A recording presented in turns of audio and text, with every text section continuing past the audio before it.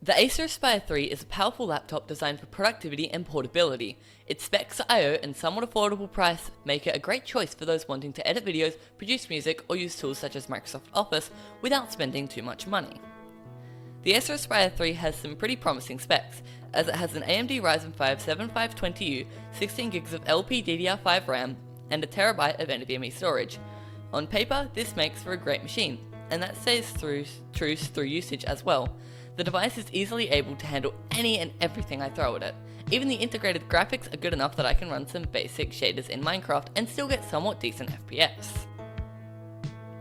On the left side of the laptop, there is one USB Type-A port at USB 3.1 speeds, an HDMI 2.1 port, a USB Type-C port capable of powering the device with a good enough cable, as well as a tiny barrel jack to charge with the included charger.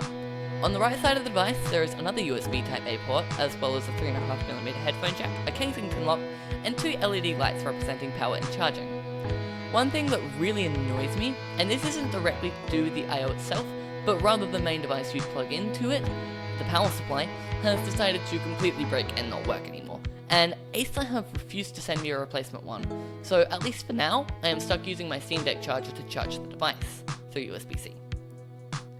The display on the Acer Aspire 3 is a 1080p TN panel with not the best colours, but also not the worst colours.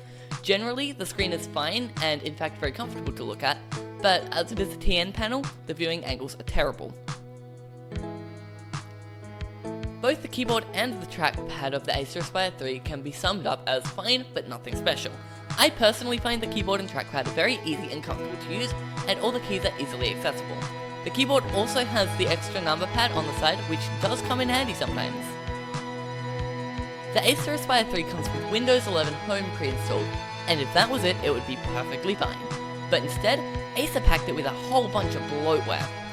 The most annoying of these is the Acer Purified Voice Console, which always activates and blocks any microphone connected to the device to pick up any other sound than a human voice. You may be asking why this is a pain, which is understandable. The reason is because I do music production, and there have been many times where I have been confused as to why drums or guitar or any other instrument aren't recording correctly, only to find they are being cut out by this terrible software. And every time I turn it off, it turns back on automatically after about a week. The other software that exists on this laptop is there, but I don't notice it, but that makes me question why it's there in the first place.